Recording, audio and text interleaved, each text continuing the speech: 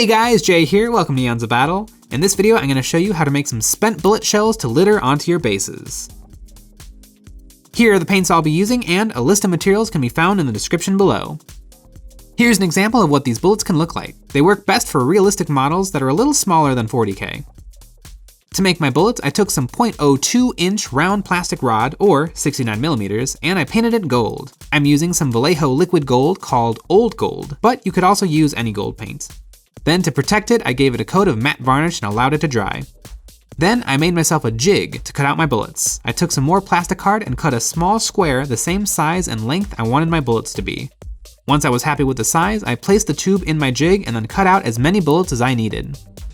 To place these on the model, I used a brush to make a small dot of Elmer's glue on the base, and then I used a wax pencil to pick up my bullets and place them on the glue. I did this one by one, making sure that they fall in random directions and areas. Once the bullets were glued down, I went in with some black paint and I painted on a small dot on one side of each bullet. Then I took some gold paint and I painted a dot of gold onto the other side of each bullet to show that they were empty. And there you have some simple scale bullets for your gun-totin' miniatures. We make tutorials just as fast as we can, and if you like them, the best way to support us is over on Patreon. Over there you'll gain access to some behind the scenes shenanigans and other exclusive content. Now that you know how to make some scale bullets, you might consider learning how to make some purity seals with our DIY purity seal video.